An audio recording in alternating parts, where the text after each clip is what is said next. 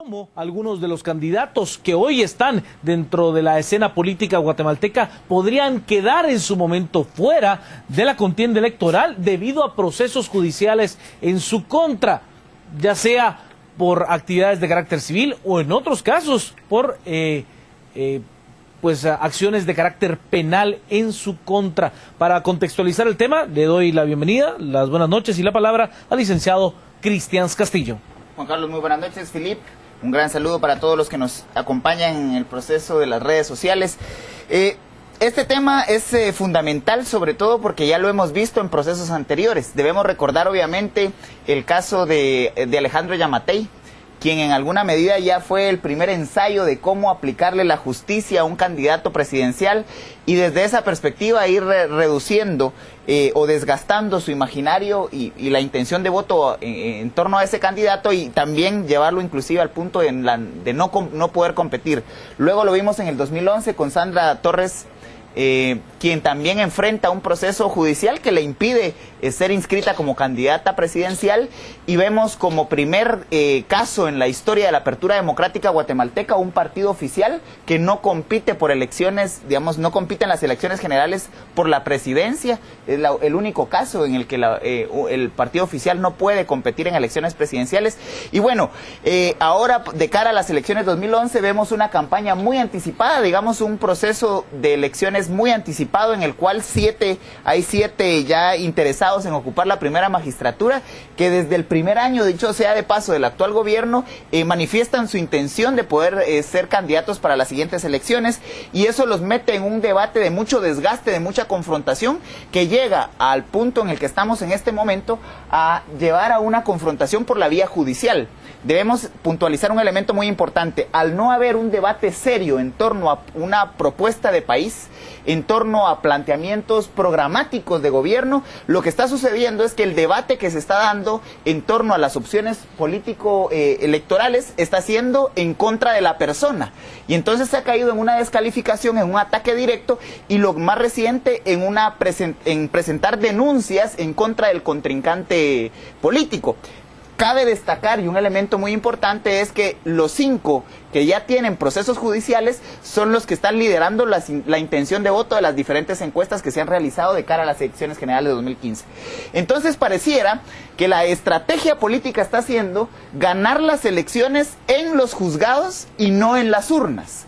Esto nos pone en un escenario de mucha tensión político-electoral debido a que los simpatizantes de cada uno de estos precandidatos presidenciales que no logren llegar a inscribirse precisamente por los procesos judiciales van a generar una serie de reacciones muy viscerales que pueden elevar la tensión de las elecciones generales 2015. El otro elemento que hay que resaltar de cara a este tema es cómo se está buscando la forma jurídica para en alguna medida quitarle la posibilidad a los candidatos, y si no se logra, por lo menos desgastarlos en el imaginario, en la intención de voto, de una intención de voto que en segundo lugar, según las encuestas, es el que todavía no ha definido por quién va a votar. Entonces, ese preámbulo que estamos viendo está generando una serie de confrontaciones entre los mismos precandidatos y una serie de ataques cruzados por la vía jurídica. En un primer momento vimos el caso de Valdizón y luego él reacciona en contra de Alejandro Sinibaldi y de Sandra Torres también por la vía judicial. Esto nos lleva a que el Tribunal Supremo Electoral va a enfrentar serias tensiones políticas que puedan en alguna medida estar en sus manos la inscripción o no de algún candidato, y que eso continúe su proceso y llegue a Corte Suprema de Justicia y Corte de Apelaciones. Ahí vemos lo estratégico de la integración del actual Tribunal Supremo Electoral, de la Corte Suprema de Justicia y de las próximas Cortes de Apelaciones que vamos a tener en el mes de junio-julio. Vámonos a las redes. Creo que sí habrá partidos que quedarán como el líder, se quedarán como líder, es lo que nos dice Ernesto. Lo escucho, Cristian. Evidentemente aquí yo quisiera de pronto agregar un par de elementos más al debate. Primero, estamos claros que en nuestro país, en procesos electorales, los ciudadanos con nuestro voto no elegimos, optamos. Es decir, quienes llegan a integrar la papeleta electoral, aquellos por los cuales nosotros emitimos un voto, no son producto de decisiones de los ciudadanos. Al no tener partidos políticos democráticos internamente que permitan que haya una carrera política dentro de las organizaciones políticas para poder llegar hasta ser candidato presidencial, al no existir ese mecanismo, lo que sucede es que hay estructuras de partidos, estructuras centrales de partido que son las que definen quién va a ser el candidato. Hemos visto que las primarias en este país para lo único que sirven es para dividir partidos. Le pasó a la DC en el 89, le pasó al PAN, le pasó a otro partido pequeño y al final entonces lo que tenemos en la papeleta electoral es la elección, ahí sí, de alguien más, de élites que al final son las que eligen quiénes van a ser candidatos por los cuales los ciudadanos optan con su voto en el proceso electoral. El problema que se está dando en este momento es que ya el menú que vamos a tener en el 2015 está tambaleando. Es un menú que está en el filo de la navaja, porque es un menú que se empezó a definir de manera muy prematura. No solamente por las élites, sino también por el interés de estos actores políticos que de alguna medida ya tenían la bendición para poder correr por la primera magistratura. Entonces, estamos viendo que los que van a definir ese menú van a ser los jueces. Entonces, estamos prácticamente en un gobierno de jueces. En un gobierno en el cual los jueces son los que definen al final el proceso político democrático de este país. Un elemento que quiero agregar. Y otro elemento de uno de los compañeros que nos tuitean en las redes, refiriéndose a que muchos de estos que ya están enfrentando proceso posiblemente ni siquiera llegan a las elecciones. ¿Qué va a pasar entonces en las elecciones 2015? Cuando tenemos un actor controversial políticamente en este país, que hay un gran segmento del voto nacional que está esperando que regrese, que es Alfonso Portillo. ¿Qué va a pasar si regresa Alfonso Portillo y evidentemente tiene la posibilidad de lanzarse como candidato? Y si además empieza a llamar al voto nacional a favor de alguno de los precandidatos que salgan bien librados de los procesos judiciales. Lo que estoy tratando de definir es que la correlación de nuestra democracia está dependiendo de jueces, de juzgados y de trayectorias políticas antiguas, porque las caras, los rostros que pensaban o que querían competir de cara al 2015, algunos de ellos van a haber truncado sus intereses debido a los juicios. Y les agrego una quinta candidatura. Yo últimamente he empezado a tomar mucho a... Séptima, mi estimado Felipe. Una séptima, a ver, en los últimos días se ha escuchado mucho en el ámbito político. Lo cerramos, licenciado, todo suyo. Yo me quisiera de pronto cerrar en el tuit de Víctor Leonardo. ¿A dónde nos va a llevar este sistema perverso que está llegando a niveles de desgaste del valor de la democracia y del voto? Él nos plantea si hay un punto de quiebre y si ese punto de quiebre puede ser una salida. Me parece que ya el nivel de desgaste ya no da para seguirlo desgastando. Pareciera que la salida es precisamente una reforma profunda del sistema. Por la vía judicial creo que va a ser muy difícil, por la vía oficial, digamos oficiosa, en el Congreso de la República va a ser muy difícil. Esto se va a desgastar y se va a decantar por el mismo deterioro que han generado sobre este sistema los políticos. Cerramos el tema 10:31, vamos a la pausa, le voy a presentar noticias y luego a Max Santa Cruz. En Guatemala hemos votado, ya llegó la hora de elegir, lo escucho, Cristians. Yo quisiera de pronto retomar algunos elementos que llaman poderosamente la atención. Primero, ayer vimos unas declaraciones cruzadas entre la ministra Castro y el ministro Bonilla, en donde la ministra le dice al ministro de Gobernación, mire señor, no hay dinero no los gradúe porque no hay dinero para pagarles. Entonces manténgalos adentro de la formación en la academia.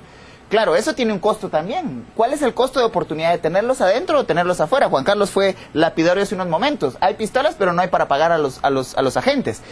Entonces, ante una fractura interna del partido oficial, en el que una facción le está diciendo a otra, miren, para la principal política de gobierno no hay recursos, viene la UNE y sale en defensa del oficialismo.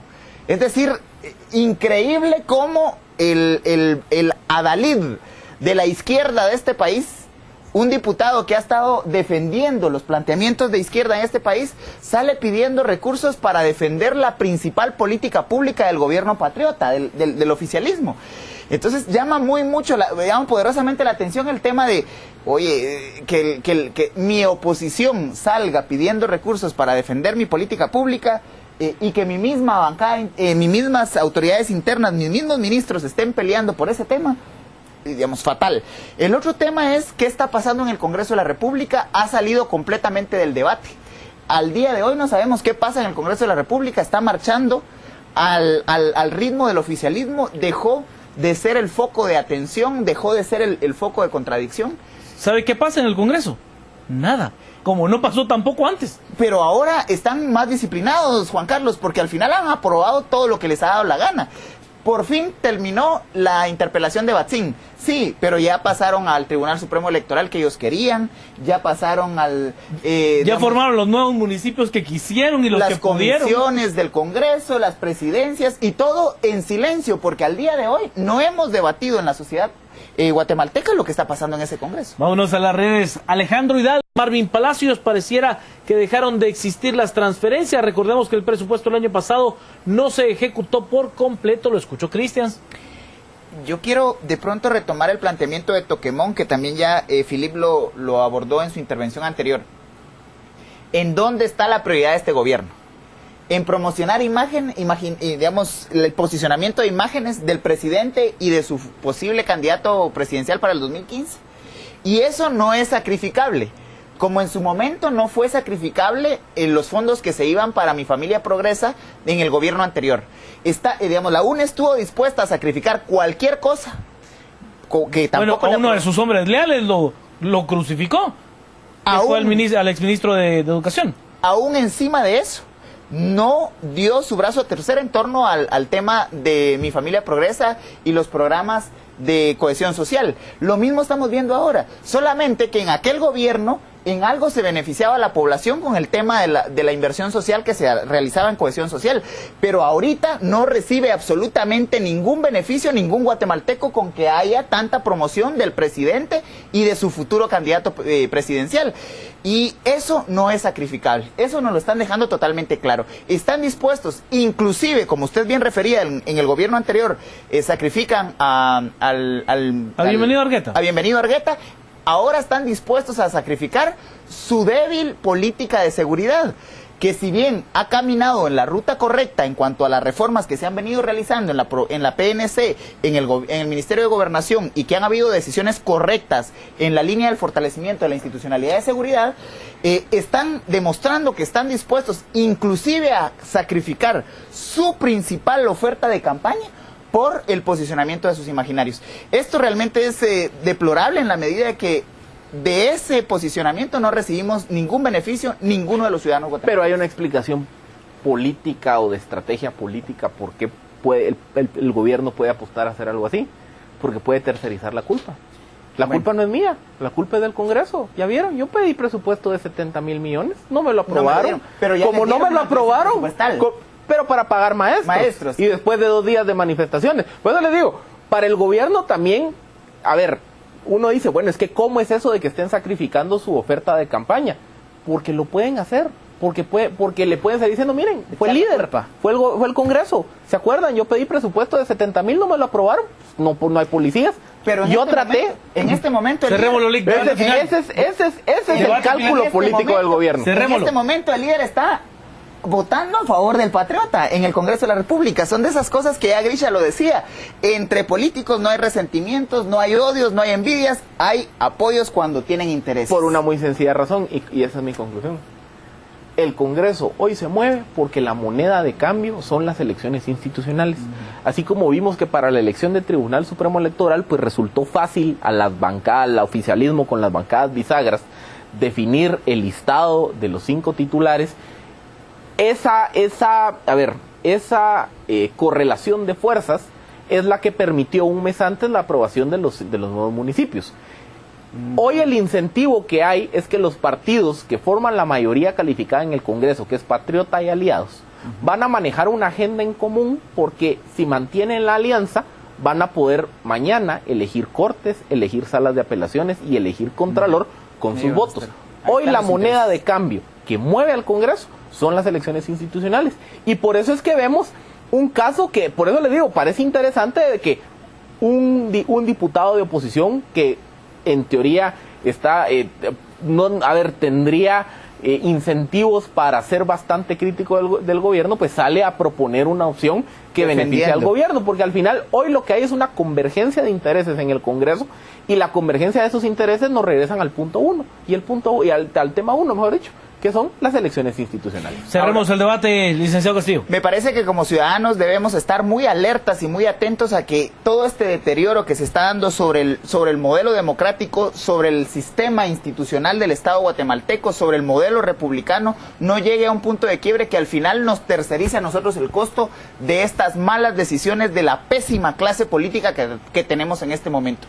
Queda totalmente demostrado que la peor legislatura que ha habido durante la apertura democrática es esta séptima legislatura, en donde se ha transado y se ha negociado y se le ha puesto precio a absolutamente todos los productos legislativos que han salido de lo que tenemos en el Congreso de la República. Que dicho sea de paso, la mayoría ha sido también enmendado en sus errores en el sistema judicial. Insisto, los ciudadanos tenemos la gran responsabilidad histórica de defender lo que tenemos como institucionalidad democrática y que ha costado 28 años de lucha. Peor que la